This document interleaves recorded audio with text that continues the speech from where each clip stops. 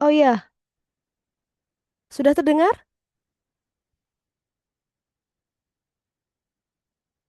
Sudah ya? Oke. Sudah, oke. Baik, terima kasih. Saya mulai. Bismillahirrahmanirrahim. Assalamualaikum warahmatullahi wabarakatuh. Mohon maaf tadi ada sedikit kendala ya. Sekarang sudah terlihat lah ya layar saya. Kita akan langsung saja membahas bagaimana itu soal CBT UGM. CBT UM UGM ya. Ini di sini semuanya pada mau masuk UGM ya.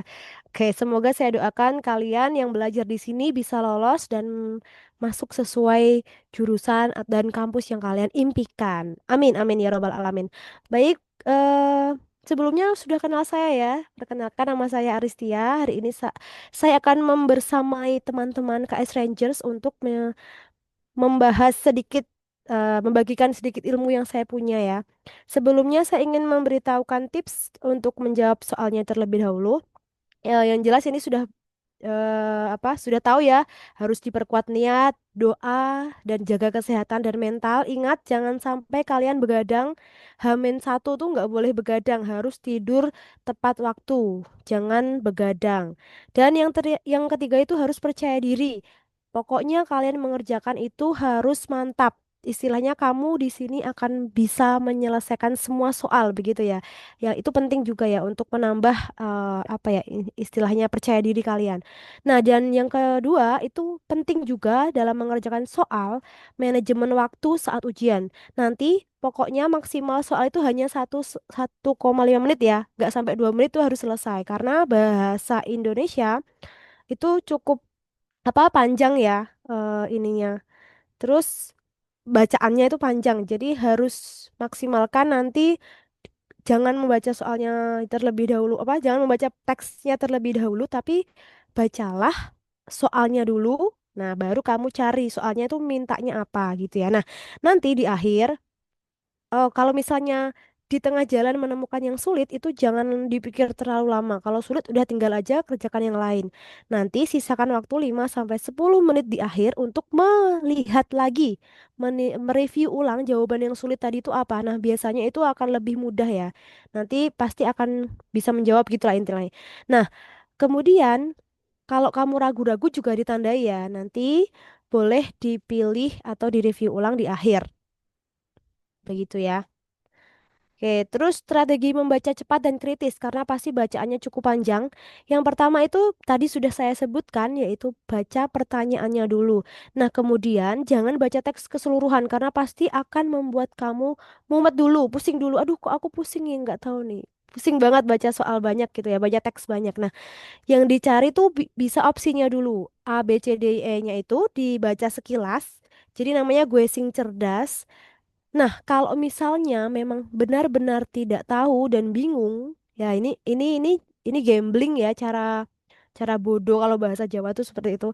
Kalau nggak bisa, kamu pilih jawaban itu yang netral opsinya. Jangan yang memihak, misalnya yang semua atau seluruhnya atau yang dia itu mutlak. Jangan memilih kata yang mutlak, tapi pilihlah kata yang netral di antara kelima jawaban yang ada. Gitu ya. Kayak langsung.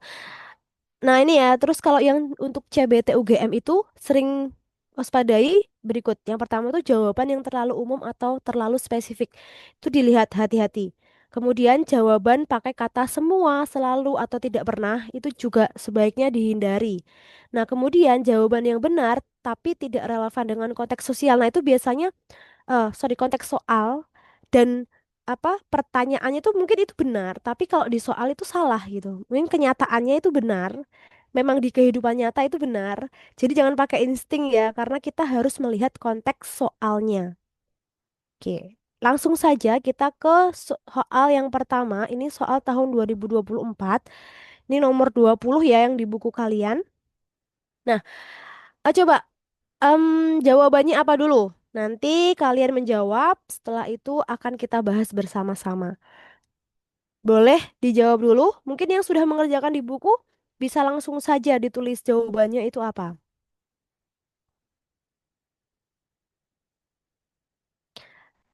Oke, Desta. Oke, Desta, terima kasih sudah menjawab. Oke, yang lain hati-hati ya, ini soalnya cukup menjebak ya, karena Tipis banget bedanya. Yang dicari itu ada kecohan ide pokok, tapi ternyata yang dicari bukan ide pokok ya. Coba, yuk lainnya lagi. Al, oke Al.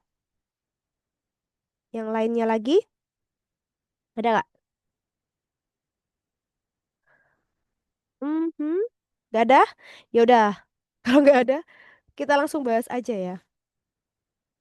Oke, yang ditanyakan tadi kan ide pokok, tapi kan ternyata yang diminta soal itu ide pokok yang seperti apa gitu ya. Tapi kita harus membahas dulu apa itu ide pokok. Yang pertama, ide pokok itu adalah inti dari kalimat utama. Ini konsep yang harus kamu tahu dulu. Kemudian, kalimat utama itu apa? Kalimat utama adalah inti dari paragraf. Nah, kalau dalam satu bacaan itu kan terdiri atas beberapa paragraf atau banyak paragraf ya. Nah, oleh karena itu, ide pokok atau gagasan pokok atau gagasan utama biasanya terletak pada kalimat utama dalam sebuah paragraf. Ini sudah ngelotok pasti ya udah tahu lah. Tapi kita lihat cara mencarinya bagaimana sih. Jadi harus mencari kalimat utamanya dulu. Nah, letaknya gimana? Letaknya bisa di awal, bisa di tengah, bisa di akhir, bisa di awal dan akhir. Nah, ini ya ada yang pertama namanya deduktif itu di awal. Terus induktif itu di akhir, di belakang. Terus ada campuran itu di awal sama di akhir. Dan ada ineratif. Ineratif ini cukup sering keluar ya kalau di UGM. Itu cukup beberapa kali saya melihat soal yang tahun-tahun kemarin tuh ada. Jadi paragrafnya itu tidak di awal atau di akhir tapi di tengah-tengah di dalam paragrafnya. Begitu. Nah, kita langsung aja ke soal yang tadi. Jawabannya tadi ada C sama A ya. Oke, mungkin yang lain masih bingung atau belum dikerjakan ya. Kita langsung saja. Yang ditanyakan soal adalah ide pokok dari keseluruhan isi teks. Nah, perlu diingat walaupun ide pokok ternyata bukan ide pokok yang seperti yang tadi saya jelaskan. Karena ide pokok dari keseluruhan isi teks. Maka dengan demikian, ini kan kalau kita cari paragraf satu, ini adalah ide pokoknya. Nah, dia di tengah ya ide pokoknya ya. Ini naratif paragrafnya. Kemudian yang paragraf kedua itu di awal ide pokoknya kalimat utamanya. Tapi yang ditanyakan harus kedua ini ada. Nah, berarti kita harus mencari simpulan bacaan. Apa sih simpulan bacaan? Simpulan bacaan adalah gagasan akhir atau inti utama dari keseluruhan isi teks. Dia mewakili pendapat ya. Jadi simpulannya bisa berupa inti utama dari semua paragraf. Nah, ini sama persis. Jadi kita akan mencari simpulan. Simpulannya seperti apa? Kita lihat. Teks tadi membahas ada 3 poin. Yang pertama tentang kesehatan mental itu penting. Yang kedua adalah kesehatan mental itu bisa ditingkatkan lewat langkah-langkah sederhana. Ada berpikir positif, tidur yang cukup dan olahraga. Terus ada hasil dari itu kegiatan tadi adalah kehidupannya menjadi lebih baik secara menyeluruh. Ada 3 hal itu yang saya buat poin-poinnya ya. Walaupun tadi cuma 2 ya, tapi di paragraf kedua itu cukup banyak ya. Makanya saya buatkan sendiri. Nah, yang A ini tadi ada yang jawab A ya, Al ya. Ternyata yang A itu salah secara konteks ide pokok. Kalimat ini benar secara fakta yang tadi aku bilang. Secara fakta itu memang benar, tetapi bukan ide utama dari keseluruhan teks ini. Karena nggak ada dijelaskan kesehatan fisik itu apa gitu kan, tidak ada. Kemudian yang B ini juga salah total karena ini bertentangan langsung dengan isi teks gitu ya. Terus yang C, nah ini adalah benar. Desta jawabannya benar ya.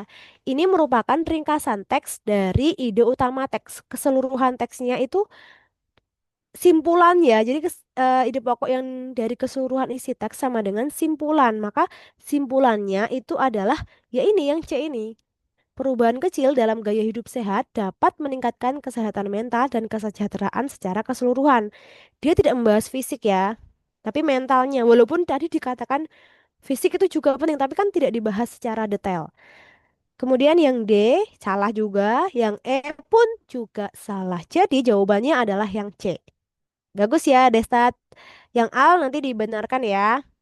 Oke, lanjut ya. Kita lanjutkan soal yang kedua. Ini ada soal tahun 2024 juga, tapi Nomornya adalah, bentar ya, ini tadi saya membuat, ini ya, soalnya masih sama, yaitu simpulan. Tadi kan kita juga simpulan ya.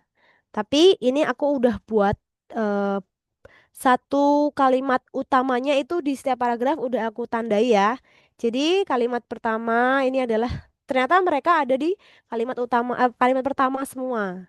Kebetulan di paragraf apa di soal ini kalimat utamanya ada di kalimat nomor satu semua. Nah, berarti ini aku udah rangkum juga. Paragraf pertama itu tentang kale sayuran hijau yang menjadi superfood karena kandungan nutrisi. Nah, yang paragraf kedua, kale digunakan dalam diet sehat karena rendah kalori dan tinggi nutrisi. Terus paragraf ketiga itu ini direkomendasikan oleh ahli gizi. Paragraf keempat, kale menjaga kesehatan jantung. Dan paragraf kelima, kale menjaga kesehatan mata.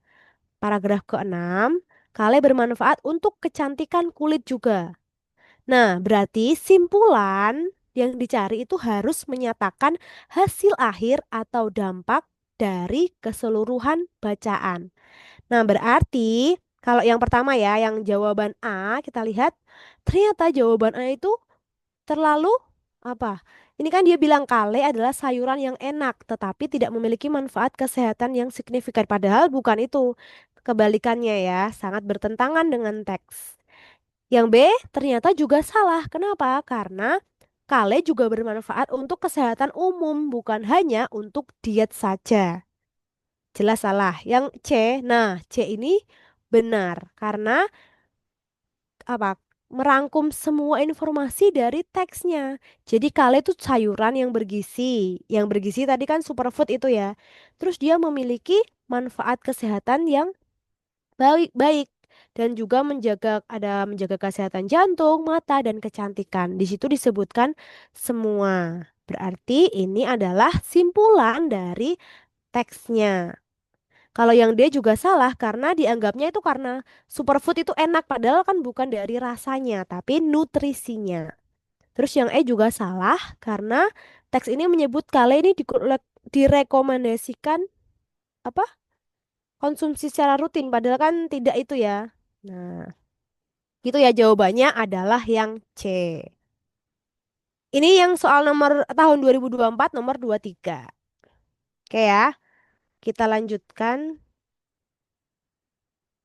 Nah, ini kita akan membahas tentang oh, oke, Al ada pertanyaan? Boleh? Kalau gagasan utama, cara nyarinya sama atau beda? Kalau gagasan utama itu sama kayak ide pokok. Jadi gagasan utama sama kayak ide pokok. Mencarinya ada di kalimat utama. Misalnya nih yang tadi ya, kan aku tadi sudah membuat apa yang di paragraf tadi kan aku sudah memberikan beberapa ini ya. Nah, inilah kalimat utama. Nah, kalimat utama, kalau mau cari gagasan utama, berarti kamu harus cari inti dari kalimat utamanya dulu. Intinya tuh apa? Nah, kalau intinya misalnya yang paragraf satu ya, kita lihat ya. Paragraf satu, kalimat utamanya adalah kale adalah salah satu jenis sayuran hijau dengan daun keriting dan warna hijau pekat. Nah, berarti ini kan panjang. Kalau mau dicari gagasan utamanya, berarti kamu harus menyimpulkan aja intinya apa? Intinya kale adalah sayuran hijau. Dah, itu aja intinya. Nah, itu gagasan pokok seperti itu. Gitu ya, Al. Bisa dimengerti ya, Al? Kita akan lanjutkan ke yang berikutnya. Bisa dimengerti ya? Oke, kita lanjut ke soal berikutnya. Bisa, Kak? Oke, sip. Kita akan membahas tentang judul.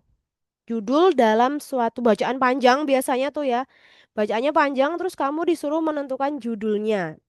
Biasanya judulnya tuh seperti apa? Nah, judul itu apa? Judul adalah pernyataan singkat yang mewakili isi utama dari teksnya. Jadi, hal yang mendasari suatu teks itu namanya judul sebenarnya. Nah, judul tuh apa sih fungsinya ya? Untuk memberikan label itu dari sebuah karya atau teks atau bacaan. Nah, kemudian judul itu harus apa sih? Yang jelas harus relevan dengan keseluruhan isi teks. Jadi nggak boleh cuma paragraf satu dua, tapi harus keseluruhannya. Nah, judul itu harus ringkas, jelas, dan mencerminkan inti pembahasan serta biasanya tidak boleh berbentuk kalimat. Jadi hanya boleh berbentuk klausa saja. Tidak diberi tanda baca di akhir. Itu tandanya. Kalau diberi tanda baca di akhir, itu berarti kalimat. Ada intonasi. Tapi kalau judul, makanya kalau menulis judul di soal, diperhatikan. Kalau ada titiknya, berarti itu tidak judul yang baik. Nggak boleh ada titik di penulisan judul ya. Nah, judul bisa ditentukan dengan melihat topik bacaan. Topiknya apa? Terus kamu harus mencari kata kunci yang sering muncul. Nah, pasti harus ada tuh kata kuncinya apa. Setelah ada kata kunci, kamu akan menemukan, oh judulnya tuh ini. Seperti itu. Contohnya gimana? Nah, kita akan melihat soal tahun 2024 ya. Tadi ini soalnya masih sama kayak tadi. Judulnya apa gitu ya. Tadi kan ini sudah aku buatkan isi secara keseluruhan per paragraf. Itu intinya ini tadi, isinya adalah sayuran kale atau kale itu sayuran yang superfood banget. Nah, dan dia bisa memiliki manfaat yang baik untuk tubuh, bisa jantung, mata, dan kulit gitu ya. Nah, kalau yang A misalnya nih ada titik duanya. Kale titik dua, sayuran dengan rasa menarik. Itu boleh sih menulis dengan titik dua di situ. Maksudnya adalah kale itu lebih difokuskan dan dia berarti kayak adalah gitu ya, misalnya adalah gitu, tapi dia dengan menggunakan titik dua. Ini tidak membahas rasanya kale teksnya kan. Nah, jelas bukan rasanya, nggak jelas salah ya, tapi nggak disebutkan kandungan dan manfaatnya. Yang kedua juga, kale hanya untuk diet sementara. Ini juga pasti salah karena bukan hanya untuk diet sementara. Ya memang ada untuk diet tapi bukan untuk sementara. Kemudian yang C, penting konsumsi sayuran hijau. Ini terlalu umum. Hijaunya itu sayuran banyak, nggak cuma kale. Ada bayam, ada kangkung, ada brokoli, ada yang lain-lain. Nah, berarti harusnya bukan hanya sayuran hijau, tapi fokuskan ke kale saja. Terus yang D, pentingnya sayuran dalam kehidupan sehari-hari ini juga sangat umum. Sayuran apa? Tidak dijelaskan secara spesifik ya, terlalu umum. Nah, berarti yang benar adalah yang E. Judul yang paling spesifik, yang akurat dan mewakili keseluruhan isi adalah yang E. Mengenal sayur kale, ada ya sayur kale dan berbagai manfaatnya. Berbagai manfaatnya. Nah, penulisannya nggak boleh diakhiri dengan tanda baca. Kalau tanda baca di tengah boleh, tapi kalau di dan dia itu tidak boleh subjek, ada sub apa ya? Nggak boleh ada subjeknya gitu loh. Biasanya langsung ke predikat biasanya. Ini kan predikat mengenal sayur kale. Gitu ya. Oke. Itu jadi ini sesuai banget dengan paragraf satu 2 yang menjelaskan tentang kale adalah sebagai makanan yang superfood. Kemudian paragraf ketiga sampai ke-6 tadi itu menjelaskan berbagai manfaat dari sayuran kale ini tadi. Nah, pas banget nih jawabannya adalah yang E. Gitu ya. Oke, lanjut. Nah, ini ada coba yang soal tahun 2023. Coba ada yang sudah menjawab ini? Apakah betul itu kata universitas pada kalimat tersebut seharusnya tidak diawali dengan huruf kapital karena tidak disertai nama dan seharusnya ditulis kecil semua karena apa? Tidak diikuti nama. Bener nggak teman-teman KS Rangers? Atau ada jawaban yang lain? Oke, Al menjawab benar. Yang lain? Ada jawaban yang lain mungkin? Karena nggak ada identitas. Iya, betul ya. Ternyata kalau universitas itu tidak disertai dengan nama instansinya apa gitu ya. Atau sekolah pun sama ya. Misalnya apa ya? Dinas pun juga sama. Kalau nggak ada namanya, itu dia tidak boleh ditulis dengan huruf kapital. Jadi hanya universitas saja, hanya misalnya negara juga, negara Indonesia. Kalau ada Indonesianya, maka N-nya kapital. Tapi kalau cuma negara saja, itu tidak boleh kapital. Nah, ini yang pertama kita lihat ya salahnya di mana ya. Hmm. Ini benar ya, karena Seleksi nasional masuk perguruan tinggi itu zaman dulu ya, ini SNMPTN itu memang benar nulisnya kalau dia nama seleksi ini per huruf itu kapital semua. Dan kalau disingkat, singkatnya SNMPTN. Karena diawali dengan huruf kapital di penjelasan jalur namanya. Nah, maka disingkatnya SNMPTN. Jadi sudah sesuai dengan aturan. Terus yang kelima, peserta yang lulus ujian ini sama ya, UTBK juga sama, aturannya sama. Terus yang keenam, SNMPTN juga masih sama, betul. Yang ketujuh pun juga tadi ya, salah ya. Terus yang kedelapan, itu masih sama ya.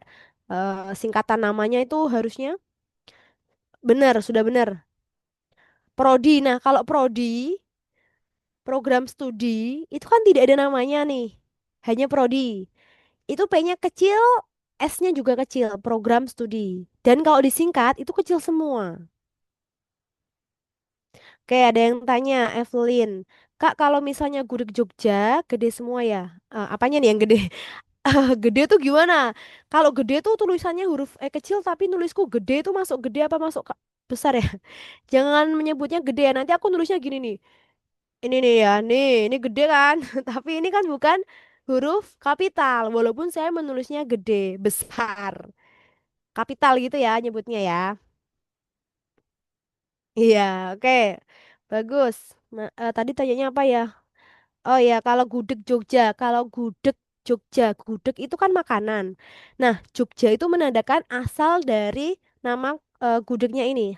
Dan dia sudah menjadi khasnya Jogja. Maka gudeg itu G-nya apa? Gudeg Jogja, G-nya kecil, tapi Jogjanya itu kapital. Jogjanya saja yang kapital. Ya, prodi. Kalau di awal kalimat, misalnya gimana?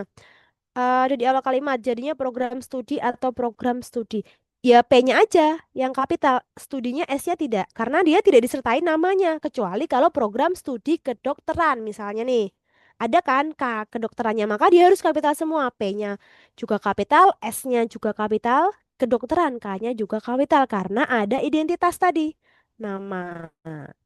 Itu ya, Al. Ya, kalau jeruk Bali beda lagi. Jeruk Bali itu nulisnya bukan jeruk yang berasal dari Bali kan? Itu kan hanya termasuk dalam jenis-jenis atau nama jeruk. Jadi nulisnya ya jeruk Bali, B-nya kecil sama kayak Bika Ambon. Sama kayak petai Cina. Nah, itu juga kecil semua. Karena termasuk dalam jenis-jenis nama jenis gitu. Jenis buah, jenis makanan, jenis sayuran. Pisang Ambon pun juga sama. Bukan pisang yang berasal dari Ambon ya. Kalau untuk singkatannya prodi itu enggak. Karena di awal ini tadi, kan ini bener ya, program studi itu kan P-nya kecil karena nggak ada nama kan. Ini kan P-nya kecil, ini S-nya juga kecil. Maka di sini singkatannya kecil semua. Oh ya, aku akan memperlihatkan kaidahnya dulu ya. Ini di EYD yang terbaru sudah ada. Kayaknya aku tadi sudah. Nah, ini. Jadi aku ada beberapa kaidah huruf kapital ya. Yang pertama itu huruf kapital digunakan untuk menyebutkan nama unsur-unsur ini. Huruf pertama unsur nama, gelar kehormatan, keturunan, keagamaan, profesi, serta nama jabatan dan kepangkatan. Nah, maka yang digunakan sebagai sapaan. Sapaan itu berarti harus secara langsung ketemu tatap mukanya nih, berdua aja. Misalnya, selamat datang yang mulia. Bukan yang kalau yang aja yangnya kecil, sayang maksudnya ya. Kalau yang mulia itu kan untuk memberikan apa ya? Kehormatan namanya. Terus ini semoga berbahagia Raden. Raden ini bukan nama tapi dia gelar ya. Terus kiai juga. Kiai itu kan termasuk ke keagamaan ya. Dokter. Nah, dokter itu ternyata kalau sapaan menyapa dokter itu dianya kapital. Biasanya untuk dalam kalimat yang langsung. Terus yang berikutnya, huruf kapital digunakan sebagai huruf pertama unsur nama jabatan dan pangkat yang diikuti nama orang atau digunakan sebagai pengganti nama orang, misalnya nama instansi atau nama tempat. Contohnya seperti apa? Nih, Wakil Presiden Adam Malik. Perdana Menteri Nehru.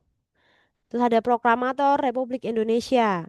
Gubernur Papua Barat. Nah, ini kapital.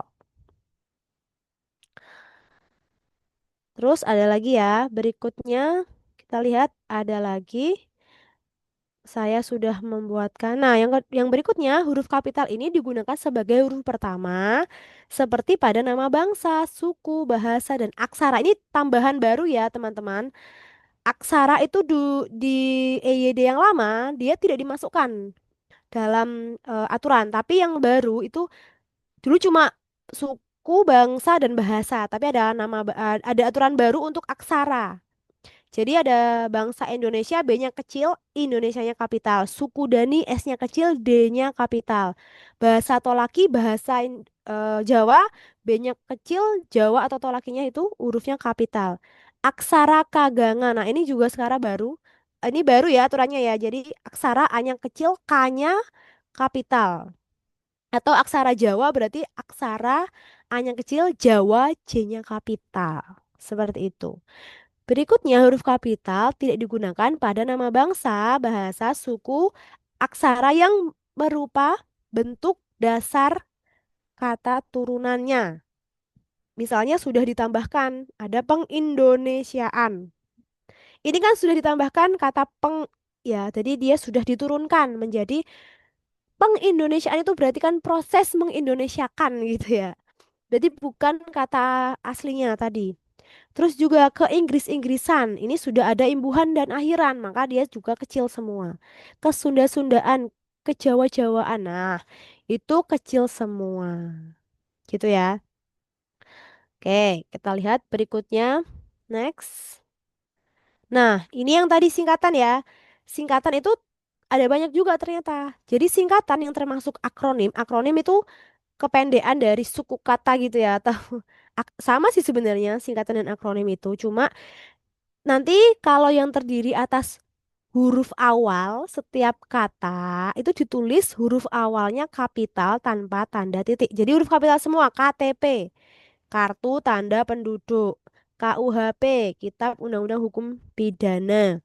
Ini ada aturannya ya. PT Perseroan Terbatas, SD Sekolah Dasar. Nah, ini kapital semua. Terus yang berikut. Kalau ini kan kecil kenapa? Karena dia tidak ada namanya, ya kan?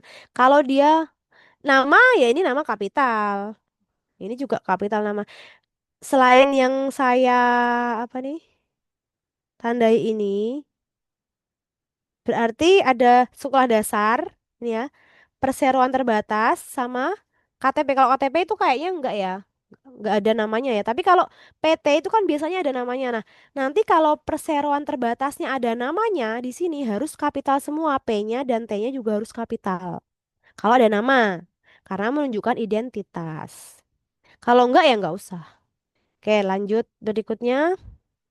Nah, yang berikutnya ini akronim dari nama diri. Akronim itu ya kependekan ya, sama sih sebenarnya. Akronim nama diri yang berupa gabungan huruf dan suku kata atau gabungan suku kata dari deret. Jadi misalnya nih Bappenas. Bappenas itu kan BAP kan satu suku kata, Bap bukan satu kata ya. Nah, maka Badan Perencanaan Pembangunan Nasional ini diawali huruf kapital, hanya awalnya saja. Karena nama badan tapi dia singkatannya bukan satu huruf tapi satu suku kata atau gabungan huruf. Terus ada Bulog. Bulog itu ternyata Badan Urusan Logistik. Jadi B U ini kan kata, satu kata B sama U. Tapi ada suku katanya di akhir log diambil maka ikut kecil yang apa? Kecilnya tuh semuanya kecil tapi yang awalnya kapital. B-nya aja yang kapital gitu. Sama kayak Kalteng, Kalimantan Tengah, kapitalnya di awal aja. Terus Kowani, Kongres Wanita Indonesia. Wita, Waktu Indonesia Tengah. Nah, makanya Wita itu tulisannya kecil, nggak boleh kapital semua. Yang benar itu Wita tulisannya W-nya aja yang kapital, I-nya itu kecil. Makanya nggak boleh ya WI. Tapi kalau WIP beda. WIP itu kan waktu Indonesia Barat. Dia hanya gabungan dari huruf awalnya, maka kapital semua. WIB kan nulisnya W I B gitu ya. Bisa dimengerti ya sampai sini teman-teman? Kalau puskesmas, aku coba jawab. Puskesmas nulisnya gimana? Coba kalian ketik. Puskesmas sama pemilu. Pemilu sama puskesmas. Coba nulisnya gimana? Oke. Pemilu, pemilu, puskesmas. Oke. Pemilu itu singkatan dari apa sih? Pemilihan umum, betul. Nah, berarti kan pem ya, ada pem, pemi, terus u-nya itu kan diikutkan di akhir gitu. Masa satu huruf aja yang diambil dari kata akhir. Tapi dia pemilihan umum. Umumnya kecil apa besar? Ya, nulisnya gitu betul ya, pemilihan. Tapi kalau pemilu sama puskesmas, coba di sini. Nah, tadi kan sudah dijawab ya itu ya. Kita lihat aturan berikutnya. Ternyata akronim dari yang bukan nama diri, walaupun dia gabungan huruf, gabungan suku kata, jadi ditulisnya dengan huruf non kapital karena dia bukan nama diri. Bisa membedakan nggak? Kalau tadi kan nama badan, nama kantor, nama apa ya, balai, nama nama sesuatu, nama lah ya, nama identitas. Tapi kalau puskesmas, pemilu itu kan bukan nama, bukan nama pusat kesehatan masyarakat, itu kan nggak nama, tapi hanya apa ya, istilah gitu. Misal iptek, iptek itu ternyata nulisnya kecil. Pemilu ternyata nulisnya juga kecil. Dan puskesmas ternyata nulisnya juga kecil semua. Pusat Kesehatan Masyarakat dia hanya bentuknya istilah saja, bukan nama diri. Tapi biasanya tuh nulisnya puskesmasnya kan tetap kecil. Misalnya ada puskesmas apa ya kalau namanya misalnya puskesmas Kota Baru gitu ya. Puskesmas P-nya itu kecil, Kota Baru tetap K-nya kapital kayak gitu. Pemilu pun ternyata kecil ya. Rudal itu juga kecil. Tilang, tilang juga kecil semua karena bukti pelanggaran tilang diambilnya dari suku katanya ini. Itu ya teman-teman ya, sudah tahu ya ternyata jawaban kalian salah ya. Puskesmas dan pemilu itu kecil semua. Oke, bagus. Ada pertanyaan untuk huruf kapital? Ini cukup banyak modelnya ya, jadi nanti kalau di kalimat atau di bacaan itu hati-hati. Dibaca lagi mungkin puebinya atau IYD-nya. Nah, terus yang berikutnya ini soal tahun coba soal tahun 2023 kalian jawab.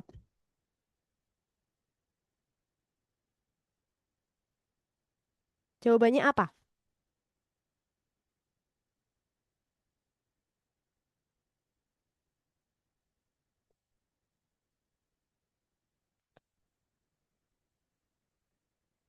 Modul apa ya maksudnya ya? Hasil ini rekaman ini maksudnya. Nanti kayaknya dikirim ya sama admin ya. Coba kalian jawab dulu.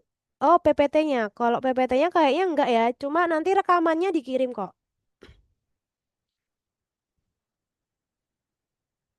Coba ya, minta tolong ya. Dijawab dulu ya, teman-teman.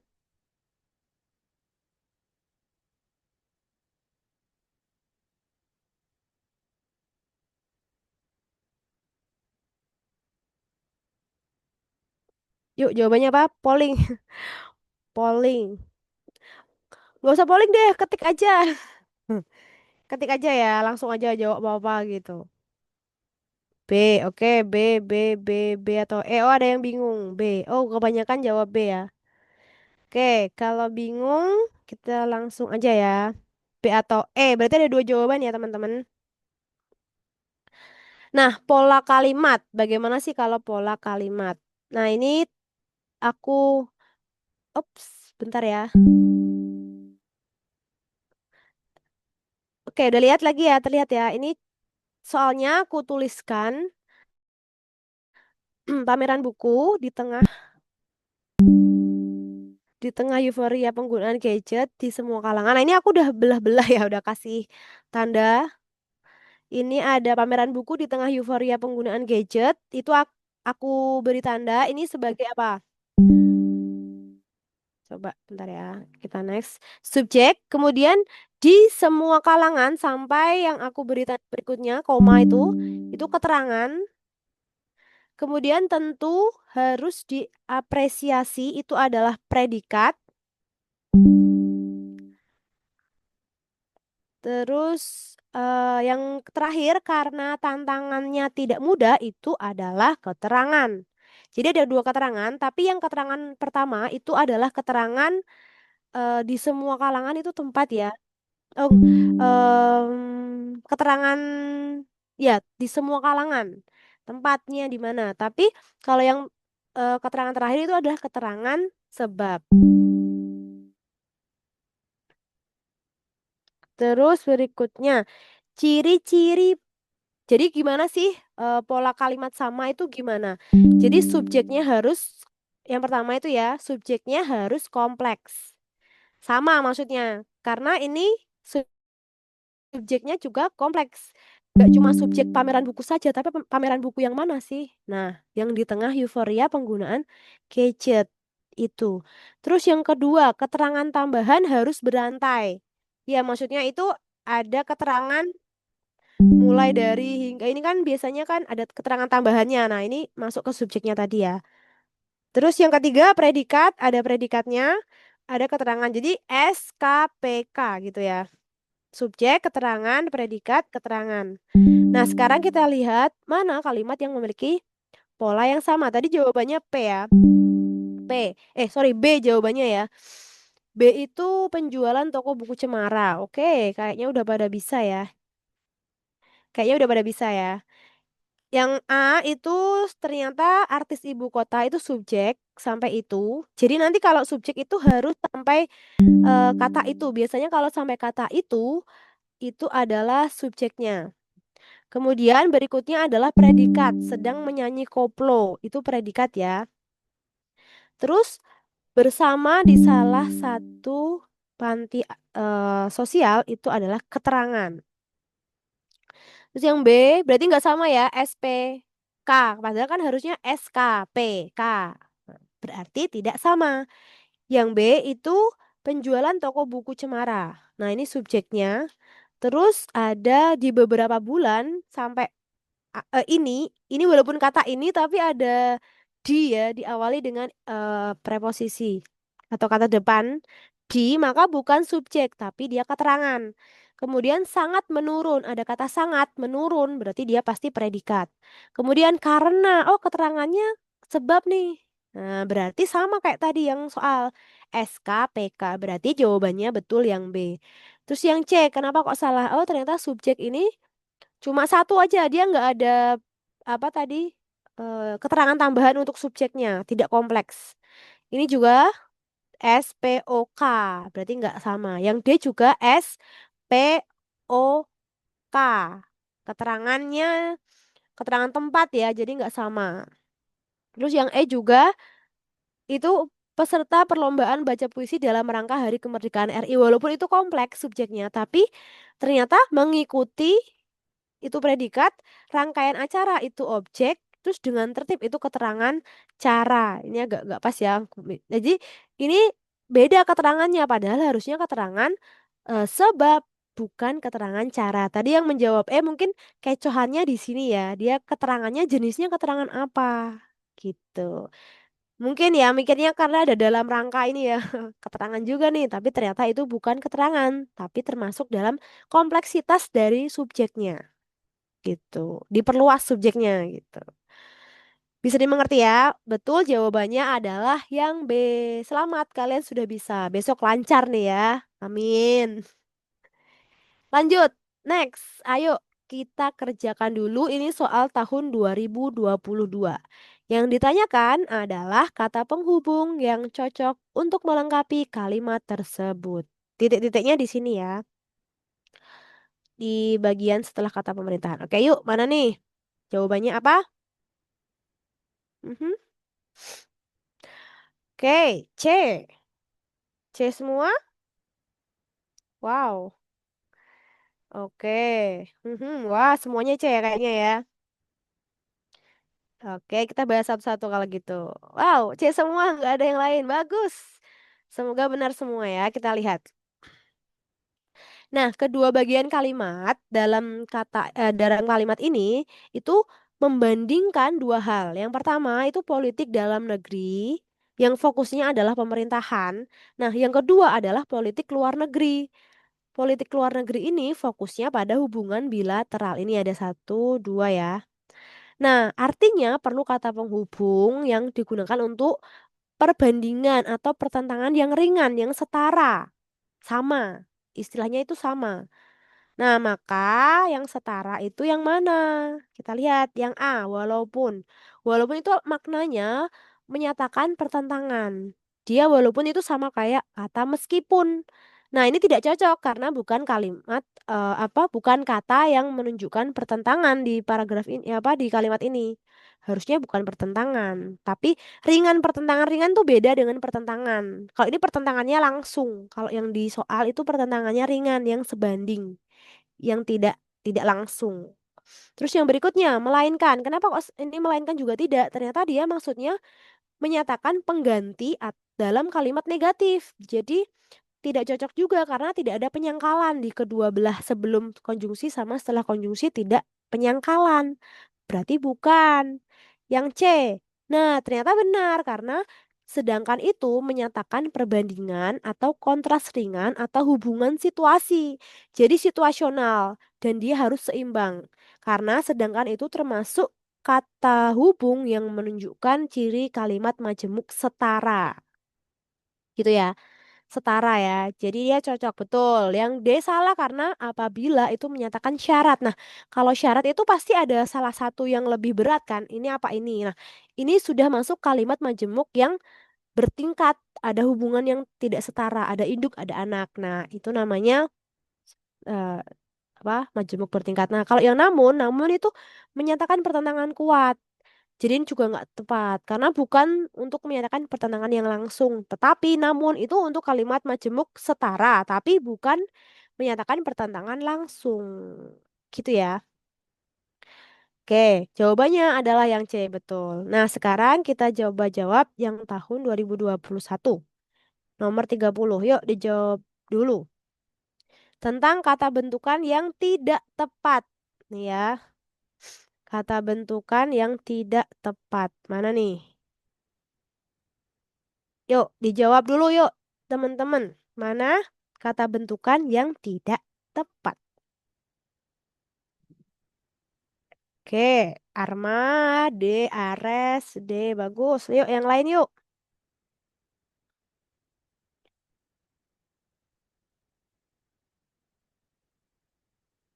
Yang lain, yang lain, yang lain. Kata bentukan. Mhm. D. Oh, D semua nih jawabnya nih.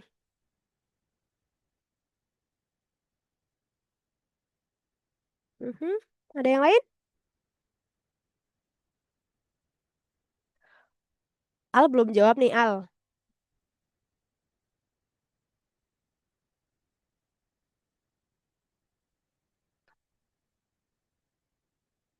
Oh iya, nanti aku jelasin kok, Al. Bentukan kata itu apa ya? Kata bentukan sama bentukan kata hampir mirip ya, hampir mirip. Bukan kata yang nggak sesuai KBBI sih. Ya memang harus sesuai KBBI untuk membentuk kata. Cuman kan lebih ke konteks juga ya. Nanti dilihat kalimatnya. Nah, kesesuaian konteks itu juga termasuk salah satu indikator yang dipakai untuk menilai kalimat itu tuh tepat atau tidak tepatnya begitu. Kita jelasin aja ya kalau gitu ya. Tadi jawabannya kebetulan sudah menjawab beberapa. Ini jawabannya D. Oke, kita lihat dulu ya. Yuk, bagaimana sih kata bentukan itu? Nah, kata bentukan adalah kata yang terbentuk dari kata dasar yang diberi imbuhan. Jadi imbuhan tuh kan ada awalan, akhiran, sisipan, atau kata gabung. Kemudian bisa juga dengan cara diulang, diulang-ulang katanya, atau digabungkan dengan kata yang lain. Jadi penggabungan kata atau kata majemuk. Itu juga termasuk kata bentukan. Jadi ini indikatornya tuh tidak hanya harus sesuai KBBI atau tidak, tapi kata itu yang diberi awalan, diberi akhiran, diberi sisipan, digabungkan, diulang, dan dibuat kata majemuk itu sudah menjadi kata bentukan. Jadi sudah tidak kata dasar. Contohnya seperti apa? Nah, proses pembentukannya itu ada banyak ya. Yang pertama tadi afiksasi, contohnya itu ada awalan. Nah, awalan itu prefiks istilahnya. Contohnya itu misalnya, jadi di awal ya, menulis, pekerja gitu ya. Nah, jadi awalan tuh pasti harus di awal kata. Nah, itu nanti itu disebut kata bentukan. Kemudian yang sufiks. Sufiks itu ada di akhir setelah katanya. Contoh misalnya awalan sorry akhiran kan imbuhannya di akhir terus ada an. Contohnya tuliskan, makanan. Makan kan jadi makanan. Jadi harus di akhir. Ini juga disebut kata bentukan. Kemudian gabungan awalan dan akhiran. Di awal dan di akhir namanya itu konfiks. Jadi ada tambahannya itu ke an, bisa peran, bisa mekan, mei, banyaklah macamnya ya. Nah, contohnya keberanian dari kata dasar berani ditambah ke sama ditambah an. Perjalanan dari kata jalan ditambah per sama an. Jadi perjalanan. Ini disebut kata bentukan. Yang berikutnya itu ada infix atau sisipan. Ini biasanya disisipkan. Misalnya dari kata ini ya getar disisipi apa sisipannya imbuhannya itu di jadi jadinya gemetar. Oh, ternyata itu getar kata dasarnya disisipi imbuhan jadi gemetar gitu. Ini contoh kata bentukan yang diawali dengan prosesnya imbuhan atau afiksasi. Bisa dimengerti ya. Next, yang berikutnya, yang kedua, itu proses pembentukan kata dengan cara diulang tadi, kata ulang. Reduplikasi namanya. Nah, kata ulang tuh kan banyak macamnya. Bisa diulang seluruh kata, anak-anak, lari-lari, mobil-mobil, makan-makan, dan lain-lain sebagainya. Ini biasanya maknanya itu jamak atau menyatakan intensitas. Kemudian bisa diulang hanya sebagian kata.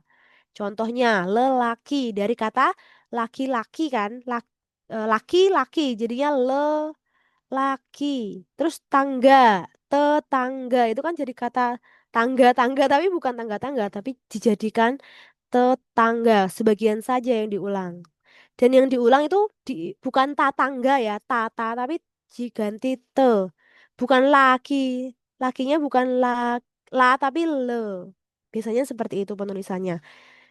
Terus yang berikutnya, kata ulang yang berimbuhan, diberi imbuhan, awalan, berlari-lari, makan makanan, minum minuman, tidur tiduran. Nah, itu contohnya kata bentukan yang dengan reduplikasi. Terus yang berikutnya yang disebut dengan pemajemukan atau kata majemuk. Nah, ini dengan cara digabung dua kata atau lebih dijadikan satu makna baru.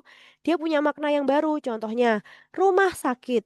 Bukan rumahnya yang sakit, tapi rumah untuk orang yang sakit, mungkin diobati gitu ya. Kemudian tanggung jawab. Ini bukan tanggung terus dia dijawab, jadi maknanya baru. Dua kata yang maknanya baru. Alat tulis. Alat untuk menulis. Bukan alat yang apa? Alat tulis ya. Alat tulis kan alat sendiri, tulis sendiri. Tapi digabungkan jadi makna baru.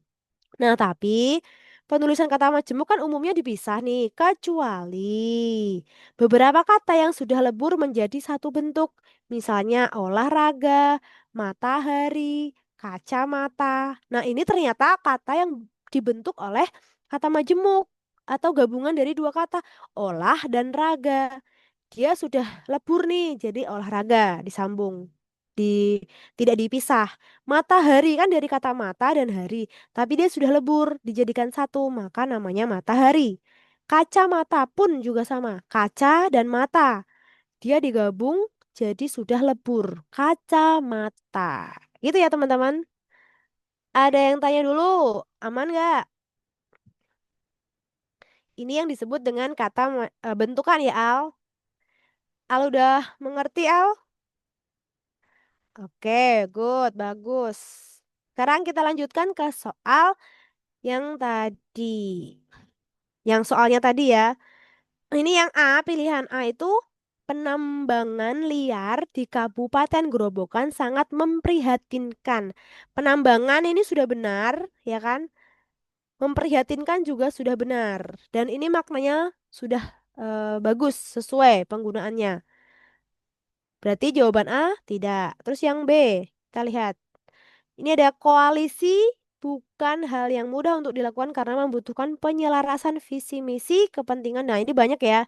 Ada kata dilakukan, penyelarasan, kepentingan, dan kompromi. Nah, semua ini sudah sesuai dengan aturan. Benar. Artinya juga sama untuk kalimat ini. Jadi, sudah betul juga. Terus yang C, sebagian pasien yang terinfeksi virus corona bisa mengalami penurunan oksigen. Terinfeksi ada kata ter sama i ya, convicts. Terus mengalami ini juga ada harusnya ya, convicts juga. Sorry, mengajak alami dari kata alami, jadi mengalami. Penurunan juga ini benar, penurunan benar. Jadi jawabannya itu sudah benar yang C. Nah, tadi jawabannya yang D ya. Ternyata memang yang D karena pengukuran, kata pengukuran. Kalau yang perbandingan ini sudah benar. Apalagi yang pendidikan ini juga sudah benar. Walaupun ini P-nya kapital ya, mungkin nanti ini kecohan ya. Pasti kan ada yang jawab, oh ini P-nya salah nih karena itu hurufnya kapital. Padahal itu bukan yang diminta untuk soalnya, tapi kita fokusnya ke kata bentukan. Apakah kata bentukan itu harus diawali dengan huruf kapital atau tidak? Kan tidak dijelaskan di sini, maksudnya tidak diminta. Jadi hati-hati kalau terkecoh sama P atau Delela ini sama sih ya D semua. Nanti kalau dia di opsi jawaban yang C, misalnya nih, kamu hati-hati jangan hanya terkecoh sama huruf kapital karena pertanyaannya tidak huruf kapital. Ini banyak sekali loh kayak gini, kecohan-kecohannya. Jadi nanti dikira oh ini paling salah nih karena hurufnya kapital. Padahal bukan itu yang diminta, tapi kata bentukannya yang dipermasalahkan. Nah, harusnya kata pengukuran itu diganti dengan kata ukuran.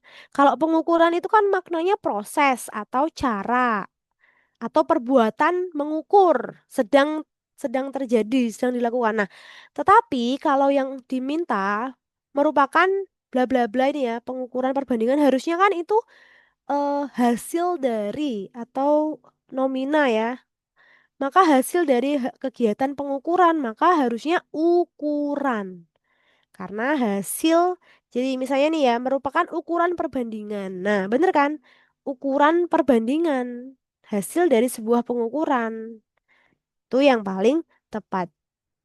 Terus yang E juga bener semua sih. Pelibatan, memberantas itu juga sudah benar. Oke, gitu ya. Tadi jawabannya adalah yang D. Bagus, sudah bisa semua. Ada pertanyaan? Tentang kata bentukan lagi boleh? Kalau ada pertanyaan silakan. Iya, harus paham makna imbuhan, betul. Betul Habib. Jadi Habib nanti tapi maknanya makna kata imbuhannya itu kan berbeda-beda bergantung dengan konsep atau konteksnya, kalimatnya. Karena walaupun sama, tapi untuk kalimat yang berbeda itu mungkin maknanya bisa berbeda. Memang harus memahami maknanya dulu. Gitu ya. Kalau dijelaskan di sini panjang banget ya kalau aku jelasin makna imbuhan per apa? Per imbuhan itu banyak soalnya ya. Nanti dicari lagi ya. Pasti ada lah. Yang berikutnya apa? Kak, kalau oh oke ada pertanyaan nih ya dari Ares. Gitu ya Habib ya. Bentar aku jawab Habib dulu. Jadi memang harus paham. Nanti di kalau latihan terus nanti otomatis akan timbul insting untuk memahami secara langsung kok. Tenang aja, Habib. Gitu ya. Terus yang Ares tanya, Kak, kalau gemetaran itu walaupun jarang digunakan dalam konteks formal, tapi tetap baku. Iya, tetap baku. Baku itu secara kata bentukan ya. Kalau kalau kan beda nanti kan ada soal lagi tuh. Soalnya tentang kata formal dan non formal. Berarti nanti harus kamu eh, bedakan kalau yang ditanyakan itu formal dan non formal ya berarti kamu harus pilih kalau gemetaran itu tidak formal gitu ya. Tapi tetap kalau yang ditanyakan kata baku dia tetap baku. Proses pembentukannya itu benar baku. Tapi untuk penggunaannya aja sih yang tidak formal gitu. Kan ada ya soal yang tentang tidak formal dan non formal dan formal. Nah, beda ya nanti hati-hati. Oke, ada lagi yang mau ditanyakan tentang kata bentukan? Ada nggak? Boleh loh bertanya. Semoga besok keluarnya ini ya beberapa ini ya. Biasanya itu hati-hati juga kalau kata bentukannya yang tidak lazim atau tidak pas. Misalnya apa? Me- Menulisi itu kan nggak ada ya. Menulisi itu kan nggak ada ya.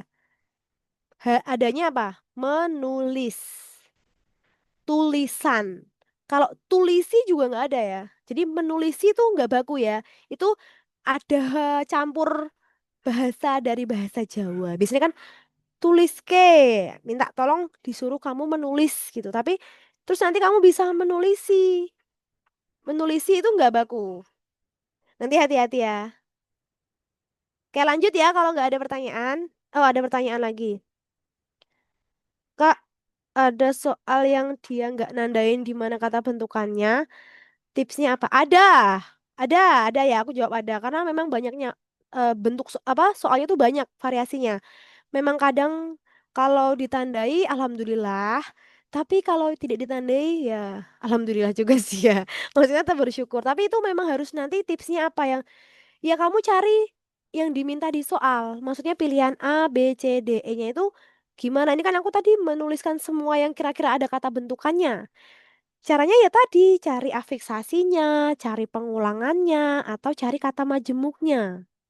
Biasanya itu kata majemuknya itu agak ke bahasa Inggris-Inggrisan gitu. Maksudnya kayak ini yang vandalism itu kan isme sebenarnya harusnya kan dari kata harusnya itu juga bisa termasuk kata bentukan karena dia bentukan dari bahasa vandalisme, isme sebenarnya harusnya itu. Tapi kan itu tidak baku.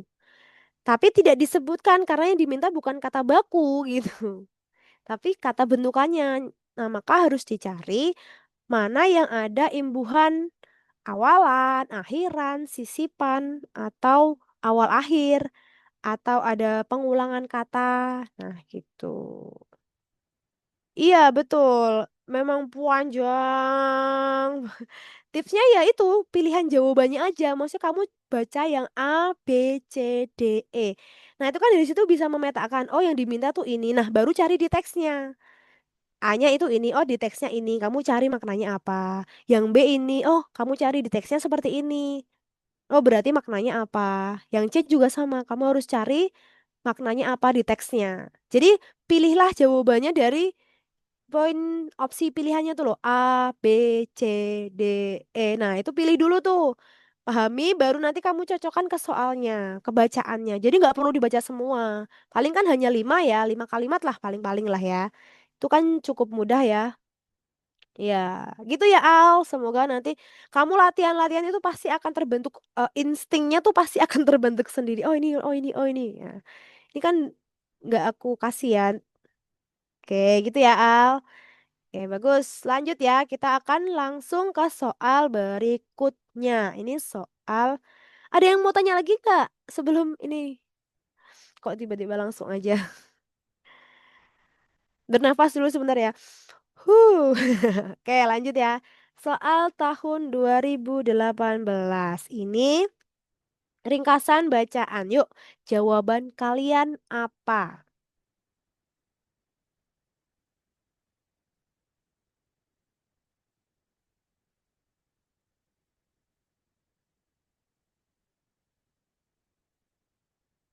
Jawabannya apa, teman-teman? Yuk, yuk, yuk, yuk, yuk, yuk, yuk.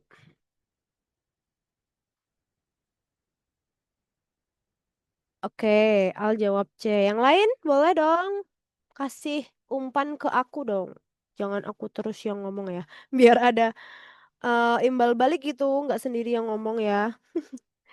Oke, oh beda ya soal jawabannya ya. Faya, Faya jawabnya A, Dio jawabnya C. Oke, bagus nih. Semakin banyak variasi aku semakin seneng. Yuk, yang lain yuk. 1 menit ya. Aku tunggu 1 menit. Please dijawab karena ini banyak keluar. Soal ringkasan itu juga pasti keluar. Cuma nanti bentuknya kata-katanya yang agak beda kayak tadi. Misalnya ide pokok seluruh bacaan. Nah, itu kan sebenarnya sama kayak simpulan, tapi dia bukan menggunakan kata simpulan. Dia menggunakannya kata ide pokok keseluruhan bacaan. Nah, jadi yang dicari bukan ide pokok paragraf, tapi bacaan. Itu sama dengan kayak simpulan. Nah, kalau ringkasan gimana? Nah, ini dia nih. Yuk, mana lagi yuk? Gak ada nih, udah. Ini aja yang jawab. Yang lain mana loh? Ada 20 sekian anak loh di sini loh, KS Rangers. Ayo dong, tunjukkan. Biar nggak sia-sia gitu. Nggak apa-apa, salah nggak apa-apa. Nggak usah takut salah. Kan kita belajar itu wajib salah. Harus malah ya. Kalau salah kan berarti kamu akan belajar jadi benar. Gitu. Oke, ini agak cukup serem juga ya ringkasan ya. Kita lanjut aja ya kalau gitu. Oke, yang lain nggak apa kalau nggak mau jawab. Mungkin malu-malu harimau ya. Oke, lanjut. Ini kita lihat teksnya dulu. Aku akan buat setiap kalimat itu ada apa aja pokoknya. Ada 6 kalimat. Yang kalimat satu itu ternyata tentang budaya yang tidak hanya berupa tari, pakaian, tapi ternyata luas gitu ya. Terus yang kalimat kedua, budaya yang berarti cara hidup yang diwariskan dari generasi ke generasi. Terus kalimat ketiga itu budaya yang penting karena jati diri bangsa gitu ya. Yang keempat, bangsa itu tidak bisa unggul tanpa budaya. Yang kelima, membangun budaya tidak mudah. Ini aku beri bold, tidak mudah itu karena butuh perjuangan. Ini penting kata tidak mudahnya. Terus yang keenam, butuh usaha dari dalam diri bangsa untuk menciptakannya. Nah, berarti kalau ini enak ya sebenarnya karena ringkasan dari satu paragraf. Nah, memang biasanya nanti kalau kalian cermati soal-soal yang ada, itu kalau ringkasan biasanya hanya satu paragraf. Tapi kalau simpulan biasanya itu lebih dari satu paragraf. Coba aja deh nanti dilihat ya. Tapi kebetulan kita menemukan lagi soal di satu paragraf. Jadi nggak usah dicari apa ya, inti. Ya bisa inti harus tetap dicari kalimat utamanya sih. Tapi ini kalimat utamanya ada di mana? Kalimat utamanya tuh ada di kalimat yang pertama. Oh, enggak. Sorry, ini kalimat utamanya ada di kalimat yang paling umum yang mana coba? Kita cari bareng-bareng yuk. Yang ada kata merupakan. Nah, ini dia nih. Ya kan? Kalau ada kata merupakan, betul, bagus Al, good job, deng deng deng deng deng. Cek, bagus bagus bagus. Udah bisa nih Al nih, hebat. Nanti kayak gitu ya cara mencarinya. Nah, kalau kan beda nih yang ditanyakan itu bukan kalimat utamanya, karena kalimat utamanya itu cuma ada di kalimat yang nomor 3. Yang diminta itu ringkasan, berarti kita harus mencermati semua kalimat.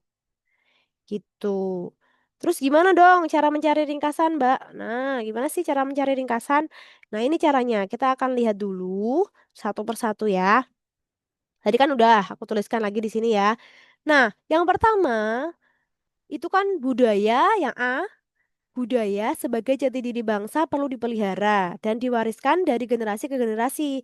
Bila tidak, ada kata bila tidak. Kalau bila tidak berarti kan syarat ya, maka bangsa itu akan menjadi apa kehilangan identitas dan nggak bisa maju. Nah, fokus pada pewarisan budaya dan identitas saja di sini ya, tapi tidak menekankan pada usaha dan pentingnya budaya yang maju atau budaya yang eh, bagus gitu ya. Maka bukan, jawabannya bukan itu, nggak mencakup keseluruhan ringkasannya. Terus yang B, nah ternyata yang B ini hanya merangkum dari kalimat satu dan kalimat dua, tidak mencakup upayanya apa, nggak ada gitu ya. Jelas salah. Terus yang C, Nah, yang C ini sesuai karena yang ditanyakan apa? Budaya untuk maju, ya kan? Hal yang sangat penting bagi peradaban sebuah bangsa, bahkan menentukan unggul tidaknya bangsa tersebut. Meskipun tidak mudah, lah berarti kan ada usaha tuh. Nah, iya harus ada usaha keras untuk mencapainya. Nah, keseluruhan teks dia mencakup. Maka yang C itu benar. Oke, gitu ya. Terus yang D kenapa salah?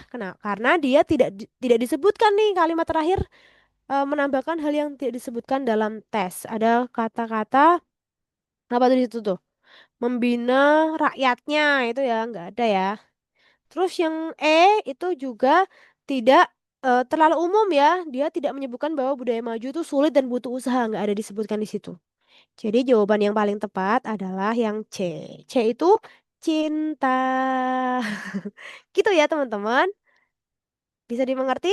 Untuk ringkasan. Nah, kita akan bahas materinya sebentar. Sekilas saja ya, karena waktunya agak oke.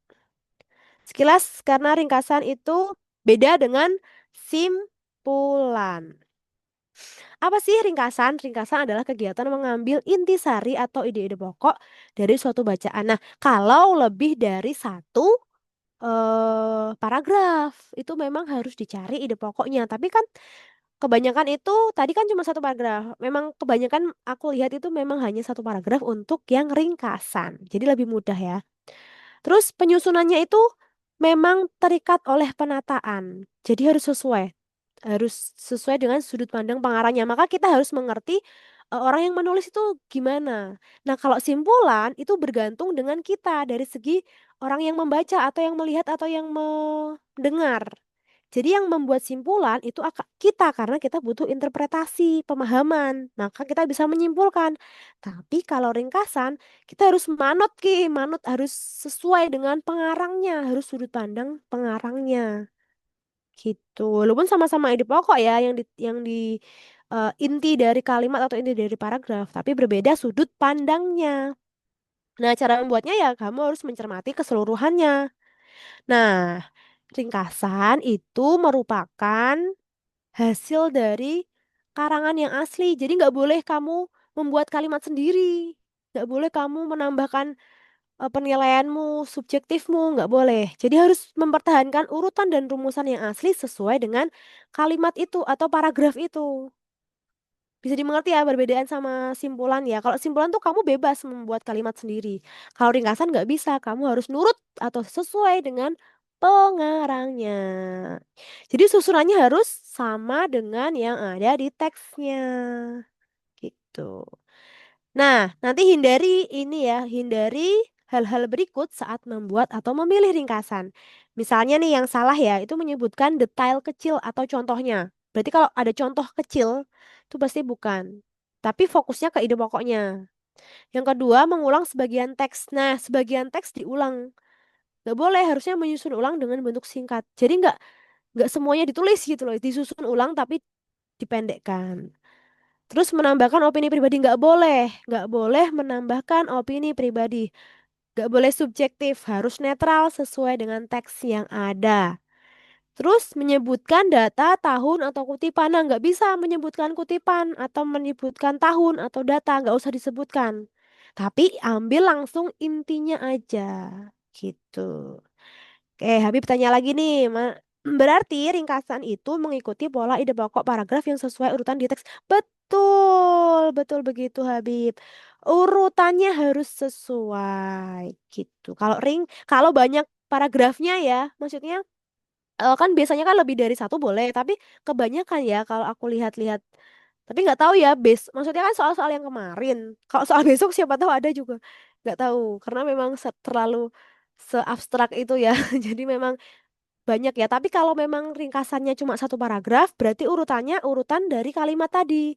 Tapi kalau ringkasannya lebih dari satu paragraf, maka ide pokoknya itu harus sesuai dengan yang ada di ringkasan urutannya. Apa yang ada di bacaan. Kalimat utama yang pertama, kedua, ketiga, nah itu disusun. Runtut dan harus sesuai. Gitu ya, kalau ringkasan. Karena kan kita meringkas itu kan dari yang panjang dipendekkan tapi urutannya sama. Beda kalau simpulan. Kalau simpulan mah terserah aja mau urutannya dibolak-balik, tapi yang penting intinya sama. Nah, gampangnya kayak gitu. Bisa dimengerti teman-teman? Ada pertanyaan? Kalau nggak ada, kita langsung lanjutkan ke kalimat efektif. Ada nggak? Tentang simpulan dan ringkasan. Tadi di awal aku udah menjelaskan yang simpulan ya. Aman ya? Oke, Al mewakili teman-teman semua.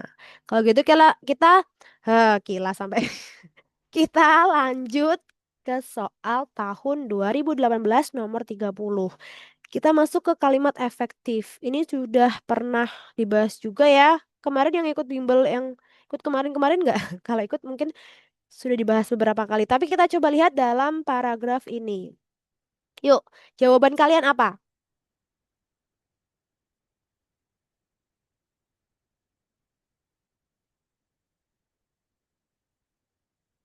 Mhm, oke, Dio menjawab first time, first. Oke, pertama, bagus. Dio, yang lain? Hmm, Ares juga Oke, yang lain dong.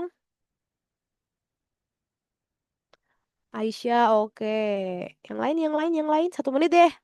Aku tunggu 1 menit untuk menjawab. Masa dari sekian puluh, berapa nih? Sekian puluh anak itu yang menjawab dari tadi cuma ini aja sih. Yang lain yuk, bolehlah yuk. Ketik aja nggak apa-apa. Atau mau berbicara. Yang tadi belum jawab boleh lo jawab loh. Ayolah, dari 25, 20 sekian, 20 berapa nih? 23. 20-an banyak ya. Ayo dong, jawab dulu yuk. Nomor 30 soal tahun 2018. Karena ini penting juga ya, kalimat efektif itu menjalar kemana-mana. Yuk, yang lain. Ini dari tadi jawabannya semua ya. Kebetulan jawabnya semua. Seragam. Yaudah deh, kita langsung bahas saja ya. Yang A itu kalimat efektifnya. Bentar. Hmm, kita lihat bersama-sama ya. Aku jelasin dulu deh kalimat efektif itu apa. Ya, kita lihat dulu ya. Kalimat efektif adalah kalimat yang dapat mewakili gagasan penulis. Iya, harus logis, iya. Dan harus mudah dipahami oleh orang lain. Nggak boleh ambigu. Maknanya harus hanya satu makna. Nggak boleh memiliki makna yang ganda. Nah, contohnya gimana? Coba aku punya contoh. Yang pertama itu, kami para siswa-siswi akan mengadakan kegiatan bakti sosial. Yang kedua, dalam rangka untuk memperingati Hari Kemerdekaan, sekolah mengadakan upacara. Menurut kalian, dua kalimat ini efektif atau tidak dan baku atau tidak? Coba dijawab. Kalimat satu dan dua ini efektif atau tidak? Terus termasuk kalimat baku atau tidak? Ayo, tidak efektif semua, Fai. Oke, Fai. Baku nggak, Fai? Dua-duanya baku nggak? Kalimatnya kalimat baku tidak?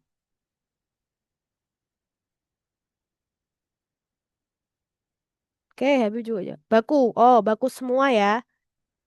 Berarti kalimat satu dan kalimat dua ya, Fai. Baku semua ya. Karena kan berbeda ya, kalimat baku dengan kalimat efektif itu berbeda. Oke, kita bahas langsung kalau gitu. Ternyata kalimat satu dan kalimat dua itu termasuk kalimat yang tidak efektif semua, betul. Karena apa? Nah, yang pertama itu karena ada kata siswa, siswi, dan para. Ya kan? Dan kami. Itu udah jamak, ditambah jamak, ditambah siswa-siswi pula. Nah, siswi itu nggak ada ya teman-teman. Jadi sebenarnya itu hanya untuk istilah aja. Kalau kita menyebutkan ikut-ikutan aja putra-putri. Kalau putra-putri memang ada. Terus ikut-ikutan aja sih mahasiswa-mahasiswi. Padahal itu kalau di ini nih apa dicermati itu ya mahasiswa gitu. Satu aja. Ya mahasiswa termasuk mahasiswa laki-laki dan mahasiswa perempuan sama dengan siswa. Siswa sudah mencakup siswa laki-laki dan siswa perempuan. Jadi nggak boleh siswa-siswi. Gak baku ya teman-teman. Nah maka kita pilih salah satu saja. Kalau aku contohnya ini yang pertama saya ubah menjadi kami akan mengadakan kegiatan bakti sosial. Kami tuh mencakup banyak para siswa ini, atau boleh ditulis para siswa akan mengadakan. Nah, pilih salah satu. Yang kedua, untuk memperingati. Jadi aku hilangkan kata dalam rangkanya. Tapi boleh kalau mau dihilangkan untuk dalam rangka memperingati langsung. Pilih salah satu. Nah, kedua kalimat ini kalimat baku karena memang ada kata tapi yang kalimat satu tadi ada siswinya ya. Siswinya itu nggak baku ya. Siswinya itu nggak baku. Jadi kalau yang aku ubah, yang aku perbaiki ini sudah baku dan sudah efektif. Gitu. Itu ya. Nah, ini seperti apa sih contoh kesalahan umum dalam kalimat yang tidak efektif? Oh ya, kalau yang kalimat efektif itu biasanya memang kalimat baku. Tapi kalimat baku belum tentu kalimat efektif. Biasanya gitu ya. Kayak kita lihat kesalahan umum dalam kalimat efektif ini yang sudah sering apa ya keluarlah intinya ya. Biasanya itu dari yang sudah-sudah kesalahan umumnya itu ada di subjek ganda. Nah ini banyak sekali lumayan ya lumayan soal dan siswa apa teman-teman tuh pada bingung biasanya karena mirip-mirip biasanya tuh. Nah, contohnya nih ya, contohnya kita semua warga desa. Nah, ada dua subjek ganda. Coba subjeknya apa dan apa? Tahu nggak? Subjeknya apa dan apa, teman-teman? Kan ini ada kita semua warga desa. Subjeknya kan ada dua di sini. Harusnya apa? Hmm, ini revisinya warga desa. Berarti gandanya itu ada di sini. Ada kita semua dan ada warga desa. Ganda, dua subjek. Pakai kita semua saja sudah cukup. Atau pakai warga desa saja sudah cukup. Jadi nggak boleh ada dua subjek. Berikutnya, termasuk kata yang berlebihan. Nah, ini tadi yang dua makna kata yang sama itu tapi dituliskan jadi satu. Dalam rapat itu.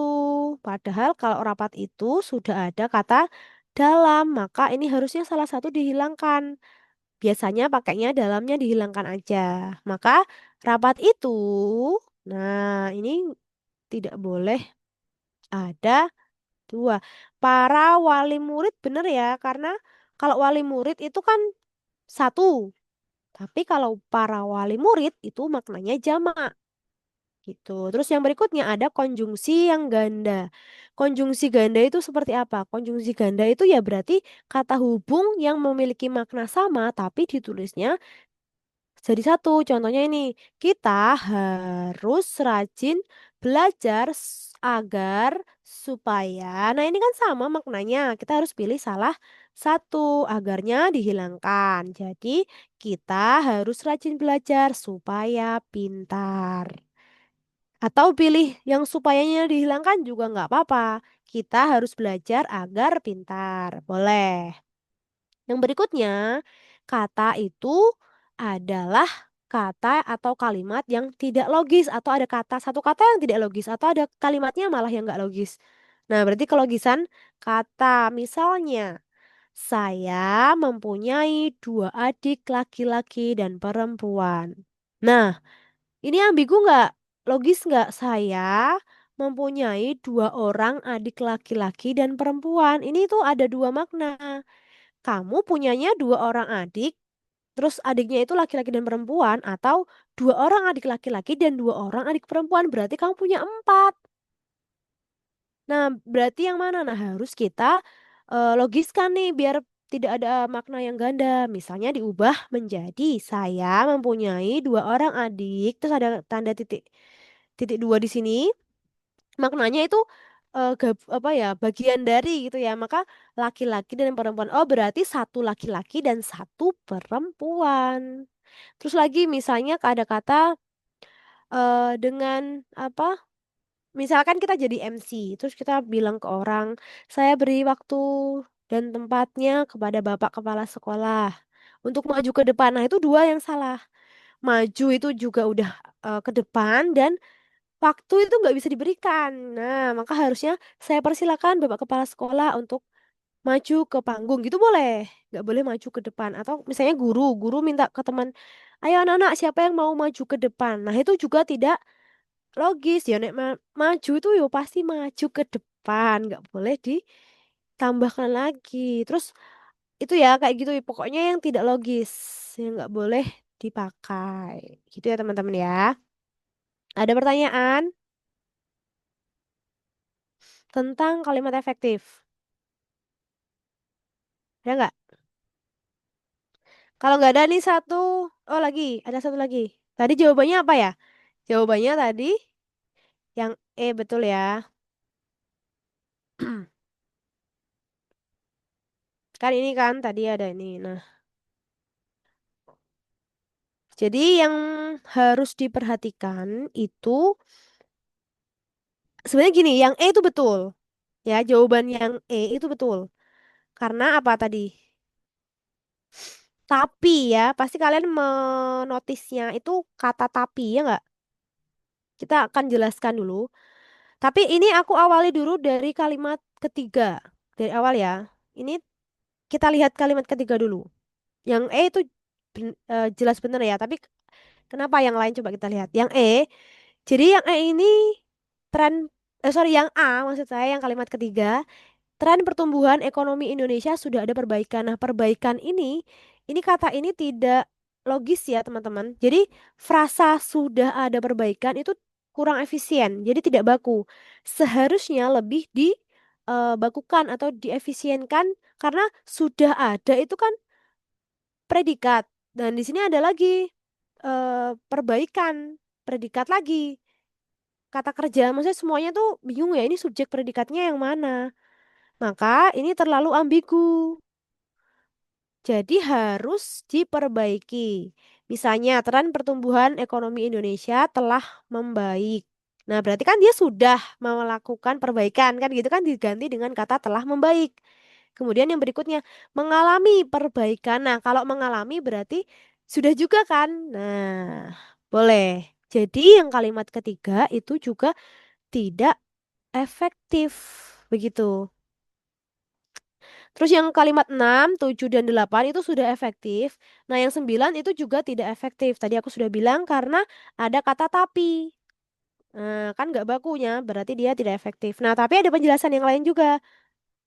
Nah, ini ada dua kalimat pertentangan. Ada tetapi dan ada melainkan, teman-teman. Terus, oh sorry, ada tetapi dan ada namun demikian. Nah, harusnya digunakan salah satu.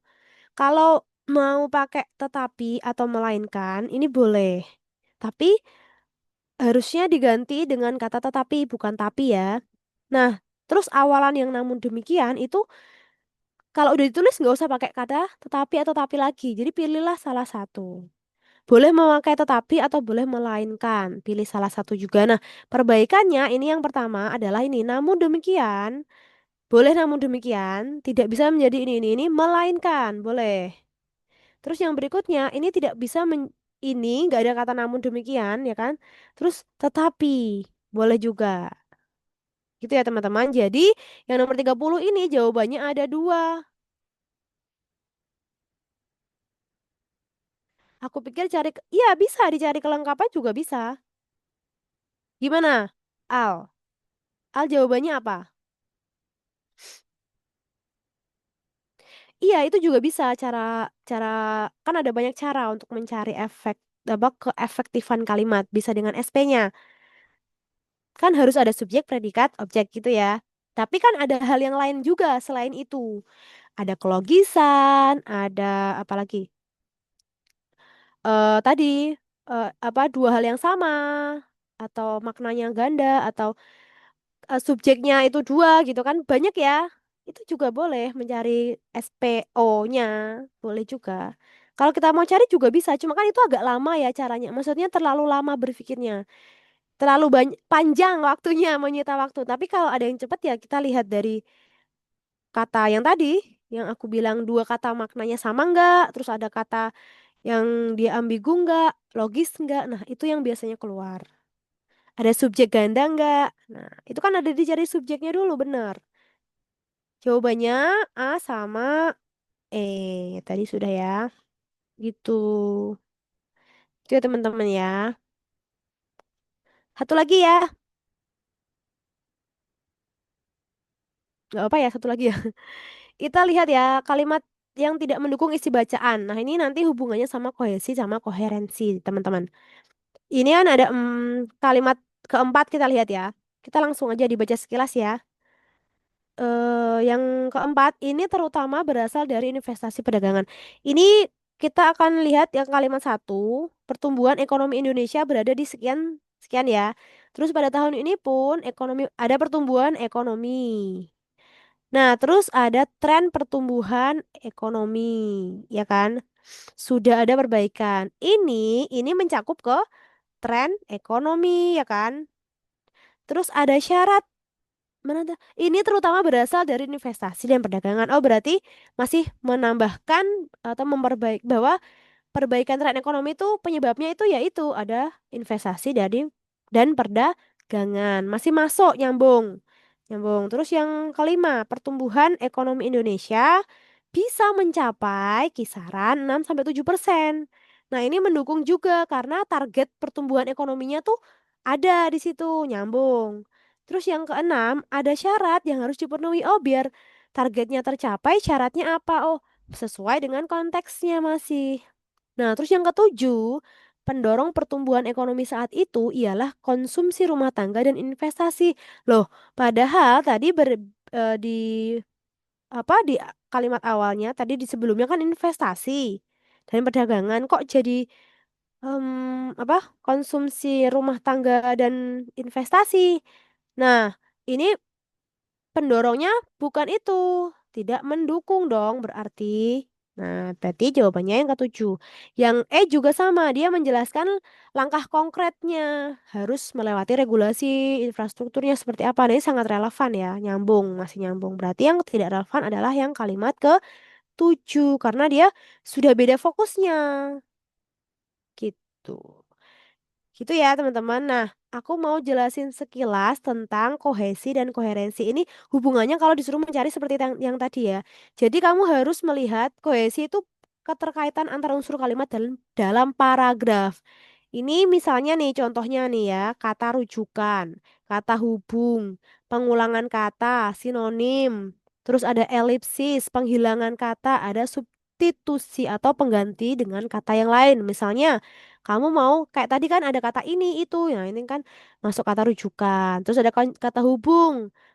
Ini masuk ke hubungannya apa dalam sebuah paragraf itu, dalam sebuah kalimat dan apa kalimat satu sama kalimat dua hubungannya apa? Kalau ada konjungsi ini hubungannya pertentangan, namun tetapi itu pertentangan gitu ya. Itu dilihat dari ini kohesinya, alat kohesinya. Misalnya mau diganti dengan kata lain, pemerintah, mau diganti dengan mereka, atau orang, ahli diganti dengan dia, misalnya. Nah, seperti itu. Contoh kalimatnya ini, pemerintah membangun jalan tol baru. Jalan tol tersebut, nah tersebut ini mengacu pada sebelumnya, maka ini memiliki kohesi kalimatnya dalam satu paragraf itu. Caranya ini, sebenarnya kamu cari ini bisa. Terus yang berikutnya, yang kedua ada yang namanya koherensi. Koherensi itu apa? Kalau kalau tadi keterpaduan antara unsur gramatikalnya, tapi kalau koherensi lebih ke makna atau logika antar kalimat. Nah, terus gimana sih contohnya? Nih, misalnya nih ya, contoh koherensi yang baik. Yang pertama, pemerintah membangun jalan tol baru. Jalan tol tersebut diharapkan mempercepat distribusi logistik. Nah, ini masih nyambung nih. Pembangunan logistik gitu kan. Terus yang kedua, dampaknya biaya transportasi biar ditekan dengan harga yang lebih. Oh, ini masih nyambung lagi. Nyambung lagi karena tadi kan distribusi, mempercepat. Berarti kan kalau logistiknya cepat, transportasinya mungkin harganya lebih murah. Dan barangnya mungkin juga harganya tidak melonjak tinggi, stabil. Nah, ini masih memiliki ketersambungan makna dalam kalimat satu, kalimat kedua, kalimat ketiga. Itu yang disebut dengan koherensi. Maka ada kalimat yang tidak efektif, tidak logis karena nggak punya koherensi. Gitu teman-teman, ada yang mau ditanyakan? ting tong, ting tong. Ini sudah lebih ya. Ada yang mau ditanyakan teman-teman? KS Rangers semua? Ada nggak? Ada nggak teman-teman? Tes-tes, ada nggak? Bukan konferensi dong. Konferensi meja bundar. Koherensi, ini koherensi.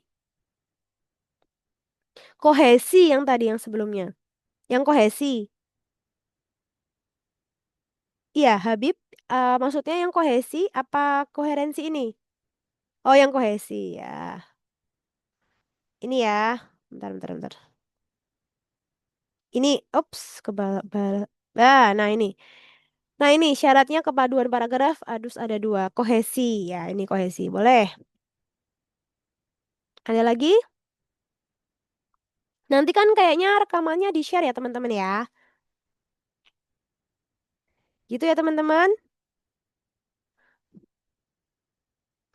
Ada pertanyaan lagi mungkin?